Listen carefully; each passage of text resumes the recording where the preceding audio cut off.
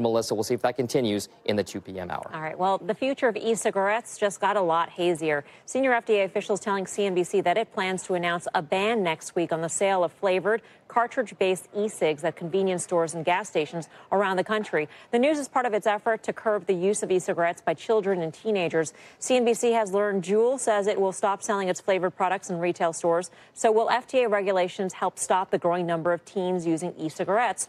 Or could they do more harm than good? Let's bring in Tony Abboud. He's the executive director of the Vapor Technology Association, and NBC medical correspondent Dr. John Torres. Gentlemen, great to have you both.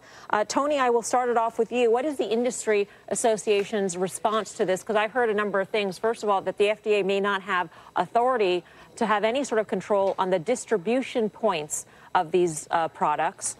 And also that this is really a ban on Juul itself, since it's about 3/4 of the U.S. e-cigarette market.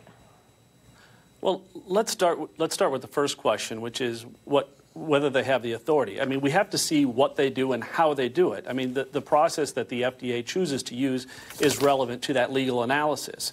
And until we know exactly what they're planning on doing and how they're planning on doing it, it's very difficult to react to that.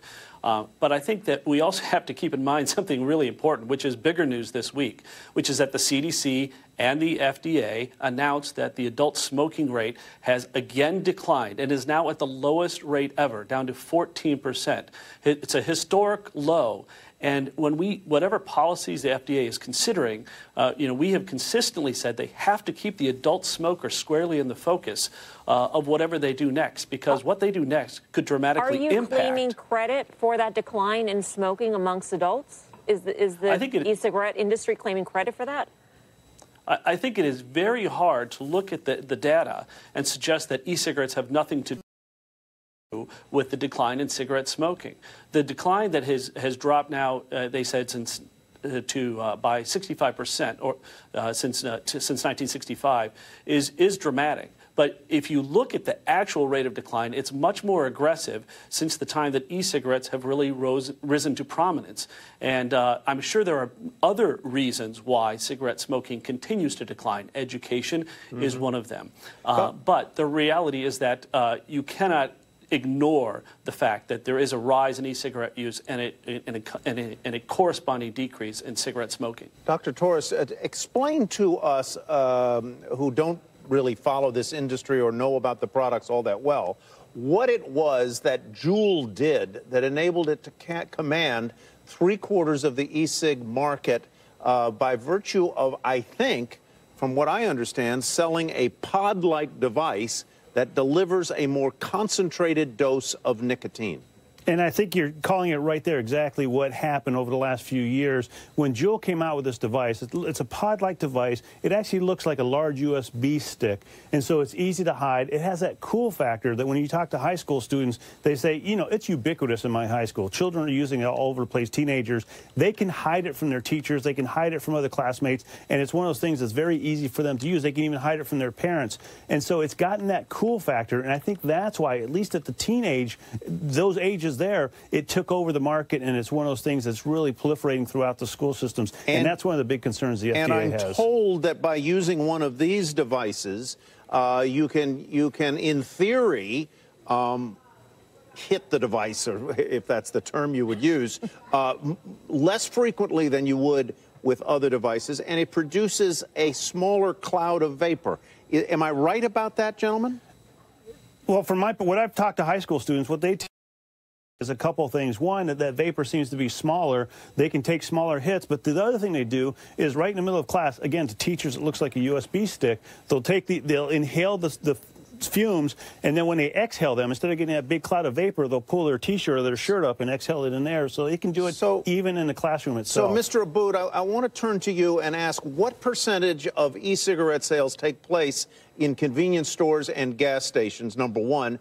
And number two, how do you feel about the idea that the FDA may be banning these kinds of flavored vape products, but still allowing flavored tobacco products to be sold right off the same shelves, whether they are flavored, cherry-flavored cigars or menthol-flavored cigarettes or whatever? There seems to be an inconsistency in that.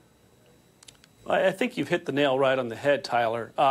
there is an inconsistency, and that is why when you're choosing one mechanism or one pathway by which these products are accessible in the market and trying to cut that off in favor of other pathways, you do run the risk of having serious unintended consequences. In this case, what essentially, if they are removing flavored e-cigarette products from convenience stores and gas stations only, they are leaving in place all of the other combustible tobacco products, which we know over the years teens have found ways to get access to and have smoked. And that is a dangerous probability, especially if your presumption is that it's the mere access, the ability to get to one of these stores that matters. So back to my question, what percent are sold in those out of that distribution channel? Well, the problem is I actually can't tell you the exact percentage, but what we do know is in those channels are one type of e-cigarette or vapor products. The open system products, which are predominantly sold in vape shops, are not found much in convenience stores. And that is a very large segment of the market and is also a very large segment that is important to adult smokers. And the vape shops are... I'm sorry? Sorry, we're running out of time, and this is very... I just want to ask a really basic question here before we, you know... Dr. Torres, you know, what you said about how these things can be concealed from parents and teachers at schools, et cetera, because the vapor doesn't smell like anything because it's a smaller cloud. What if these were made so that the vapor did smell?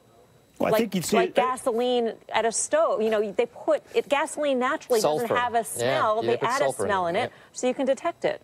Well, I think, number one, if you had a smell like that, they'd be a lot less popular because they appreciate the smell, and that's one of the things that attracts them to that. These things have a lot of fruit flavors and bubblegum flavor type things that are attractive to the teenage years. But especially with Juul products themselves, they all have nicotine in them, and we know the teen brain is very plastic, meaning that it's still forming, and so it can become very addicted to nicotine, which unfortunately then leads to regular cigarette use, which we know has a lot of problems. Boy, I'm going to remember that phrase, the plastic teen brain, because I have encountered it, man.